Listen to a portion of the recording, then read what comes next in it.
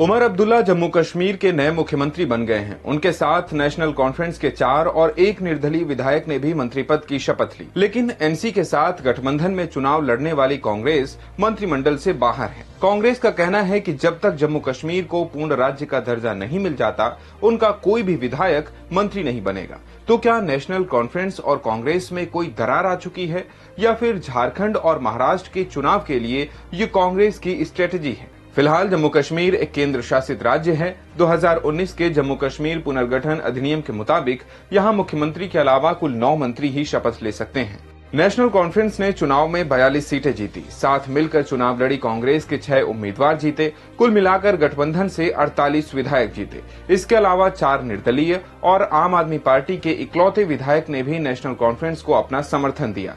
यानी 9 मंत्रियों वाली कैबिनेट के लिए अब 53 दावेदार थे। शपथ ग्रहण से एक दिन पहले तक माना जा रहा था कि कांग्रेस के एक विधायक को मंत्री बनाया जा सकता है, लेकिन ऐसा हुआ नहीं।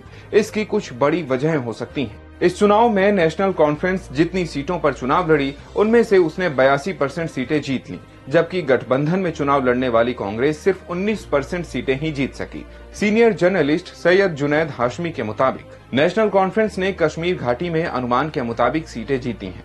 कांग्रेस को भी कश्मीर घाटी में ही 6 सीटें मिली। वो जम्मू में एक भी सीट नहीं जीत सकी। नेशनल कॉन्फ्रेंस को समर्थन देने वाले 4 विधायक जम्मू से हैं, इसलिए मंत्री पद पर कांग्रेस का दावा कमजोर हुआ। अगर कांग्रेस के 6 विधायक साथ छोड़ते भी हैं तो भी 5 बाहरी विधायकों के समर्थन से नेशनल कॉन्फ्रेंस की सरकार बनी रहेगी। अब बढ़ते हैं अगले कारण की तरफ। नेशनल कॉन्फ्रेंस के एक नेता के मुताबिक उमर सरकार के सामने जम्मू को प्रतिनिधित्व देने की चुनौती है, जहां हिंदू बहुल उधमपुर, जम्मू, कठुआ और सांबा जैसे जिले शामिल हैं।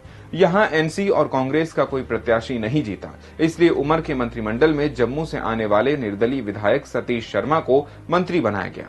नेशनल कॉन्फ्रेंस ने अपने मैनिफेस्टो में लिखा था कि चुनाव के बाद राज्य का दर्जा छीनने और स्पेशल स्टेटस खत्म करने के केंद्र सरकार के फैसले के खिलाफ विधानसभा में प्रस्ताव लाया जाएगा। ऐसे में कांग्रेस जम्मू कश्मीर को पूर्ण राज्य का दर्जा देने की मांग का समर्थन तो करती है, लेकिन आर्टिकल 370 की वापसी पर साथ नहीं है। अगर कांग्रेस सरकार में शामिल होती और आर्टिकल 370 पर विधानसभा में कोई प्रस्ताव लाया जाता, तो महाराष्ट्र और झारखंड विधानसभा चुनाव में उसकी मुश्किलें बढ़ सकती हैं।